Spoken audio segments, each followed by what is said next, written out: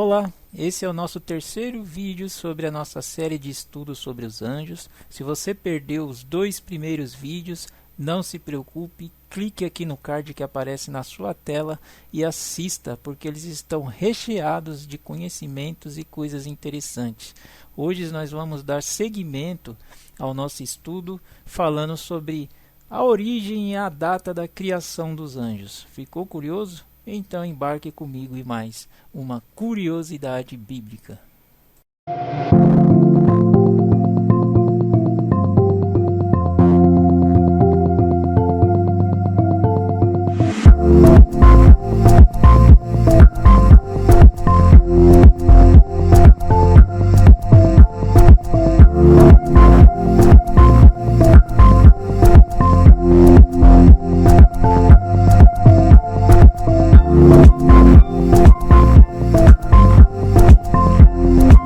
Bem, este é um tema que muita gente tem curiosidade em saber. É um tema muito discutido, muito divergido em opiniões. E nós vamos tentar dar nossa contribuição aqui ou colocar mais linha na fogueira, né? Não sei. Mas nós vamos analisar aqui e tentar extrair alguma coisa de interessante em todas essas opiniões, todo esse nosso estudo aqui. Vamos começar o nosso estudo analisando a opinião dos pais da igreja sobre esse assunto. Como é que eles pensavam a respeito desta questão, como eles viam e interpretavam sobre o assunto. E vamos começando com Agostinho de Hipona. Bom, Agostinho de Hipona, ele vai dizer que os anjos foram criados no primeiro dia da criação, tá? E a base que ele vai se referir está lá em capítulo 1 de Gênesis, no versículo 3, que diz o seguinte: e diz Deus, haja luz, e houve luz. Então, o que Santo Agostinho quer dizer é que essa luz retratada aqui no versículo 3 não é uma luz comum que nós a conhecemos, mas essa luz faz a referência aos anjos. Essa luz são os anjos. Então é assim que Agostinho interpreta, né? Os anjos foram criados ali no primeiro dia da criação, bem no início ali, né? Bem no comecinho ali do capítulo 1, ali no versículo 3, a qual a luz é retratada como os anjos. O problema com esta interpretação é que, se esta luz que aparece no versículo 3 se refere aos anjos, então temos que supor que as trevas do versículo 2 se refiram aos demônios. Logo, os demônios seriam eternos e não teriam sido criados por Deus, visto que as trevas no versículo 2 já existiam antes de Deus criar a luz no versículo 3. Então já temos aí um baita de um problemão, não é isso? Então é por isso que nós devemos supor que essas trevas e luz, elas são literais.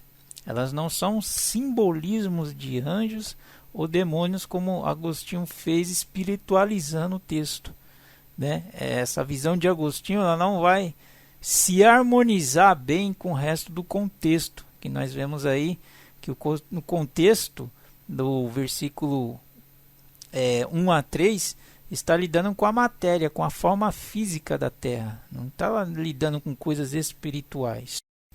Além da interpretação de Agostinho de Hipona, temos também a visão de São Tomás de Aquino, que vai argumentar que os anjos, em hipótese alguma, foram criados antes da formação da terra, alegando que, se os anjos fossem criados antes da formação da terra, a expressão Bereshit, que traduzido é no início, de Gênesis 1, estaria incorreta, visto que foi no início de tudo que Deus criou a terra. Bem, aqui também temos um outro problema, porque a expressão no início não nos deixa claro se ela se refere ao início da criação do tempo ou de qualquer coisa fora de Deus, ou se a expressão no início se refere ao início da criação física do universo ou da matéria existente. Ou até mesmo se a expressão no início ela queira se referir ao início do primeiro momento em que Deus resolveu dar vida e forma à Terra.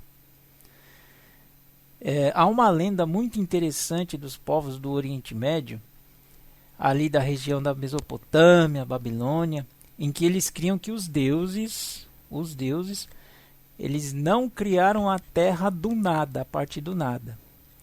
Eles criam que a matéria era pré-existente e eterna. O que os deuses fizeram foi apenas moldar essa matéria, tirando-a do estado de caos em que ela havia, né? E dado vida e criado luz a essa matéria. O que se parece muito com o versículo 2 de Gênesis, né? Onde Deus vai pegar a terra num estado de caos, sem forma e vazia, onde havia trevas por todos os lados, né? E a partir dali Deus começa a sua obra de criação, né? No primeiro dia, o segundo dia, né? Mas se a gente prestar atenção no versículo 1 de Gênesis, nós iremos entender que essa teoria arcaica dos antigos babilônios, aí, do pessoal do Oriente Médio antigo, vai cair totalmente por terra. Por quê? Porque Deus, no versículo 1, ele vai dizer que no início Deus criou os céus e a terra, ou seja, que no início Deus criou a matéria. Então o problema não é se Deus criou a matéria. O problema é quando, em que início ele cria a matéria.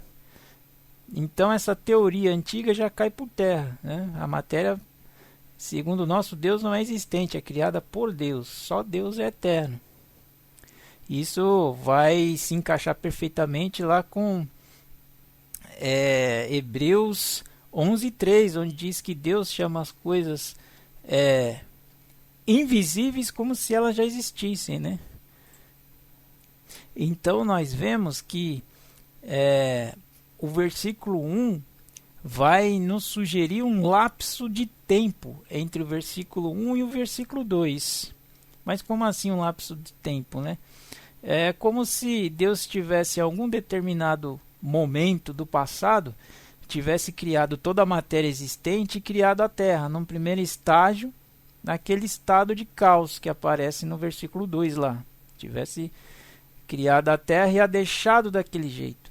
E depois de um tempo ele voltasse para a Terra e continuado a sua criação, a partir do versículo 3. Né? Dá a entender isso, dá a sugerir um lapso de tempo. Aí sim. Bom, mas enfim, voltando para a interpretação de São Tomás de Aquino, ela não vai se sustentar diante dos dados bíblicos, diante dos dados de Gênesis, simplesmente por dois motivos.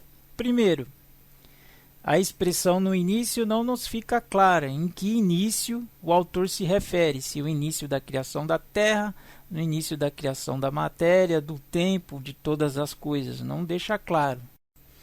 E o segundo motivo é que o autor sagrado de Gênesis, ele não está preocupado em narrar toda a criação de Deus, como os mundos espirituais, os universos, os planetas. Ele está preocupado em narrar a história da criação da Terra, do nosso mundo. Alguns sábios judeus mencionam a criação dos anjos no segundo dia da criação com base em Gênesis 1:6, que diz: E disse Deus, haja entre as águas um firmamento que separe as águas das águas. Eles relacionam este versículo com o Salmo 104, versículo 3, que diz assim: Ele põe nas águas os vigamentos das suas câmaras, faz das nuvens o seu carro e anda sobre as asas do vento. Faz dos ventos seus mensageiros e dos seus ministros um fogo abrasador. Bom, eu particularmente, na minha opinião, eu não vejo coerência nos textos para afirmar que ali os anjos foram criados. Muitos interpretam este céu como sendo céu espiritual, da morada de Deus, o que vai fugir um pouco da intenção do autor sagrado, que é narrar a criação da Terra, do planeta, e não do paraíso, mundo espiritual onde Deus vive. Uma evidência disso é o próprio significado da palavra firmamento em hebraico, hakia, que significa firmeza, ou martelar firmemente em algo sólido. Note que a palavra está conotando algo sólido, ou no mínimo visível, e não espiritual e invisível. Outro detalhe que nós devemos nos ater é que o Salmo 104, que muitos dizem que está relacionado com Gênesis 1:6 para a criação dos anjos, é que ele simplesmente está apenas descrevendo dos muitos modos que Deus tem para se locomover. Lembrando que os salmos usam linguagem poética, por isso devemos ter cuidado em lê-lo ao pé da letra, pois os mensageiros aqui retratados podem ser apenas uma metáfora ou uma figura de linguagem, por exemplo, e não exatamente seres espirituais. E mesmo que caso os mensageiros que aqui apareçam se tratem realmente de seres espirituais, ainda assim o verso não vai se referir ao tempo da criação dos anjos, mas sim apenas uma de suas funções, que no caso seria transportar Deus em suas asas.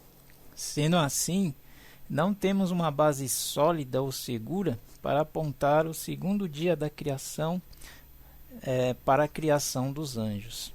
Um outro dia muito defendido pelos sábios judeus é o quinto dia da criação, onde eles sustentam que a palavra usada em Gênesis para aves é semelhante à palavra usada em Isaías 6 para descrever os serafins. Porém, como eles bem mesmo dizem, as palavras são apenas semelhantes e não iguais, não dando de novo base sólida para entendermos que os pássaros ou as aves de Gênesis se refiram realmente a seres espirituais como os anjos.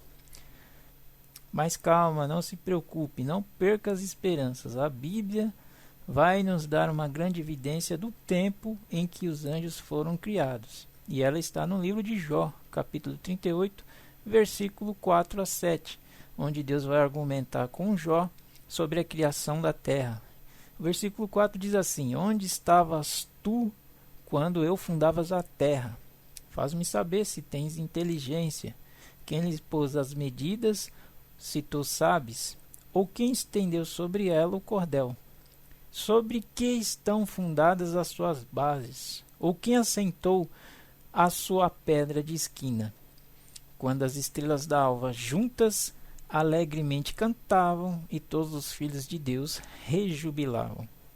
O versículo 7 é uma referência direta aos anjos, dando a entender que eles tenham sido criados em algum tempo antes da fundação da terra, visto que, quando Deus formava a terra, os anjos já existiam e estavam presentes na criação, se alegrando, cantando e rejubilando diante de Deus, conforme o versículo 7. Então, se gostou, deixa aí o seu like, recomende e não perca os próximos vídeos, que ainda temos muito assunto para a gente mergulhar de cabeça. Fique com Deus e até a próxima.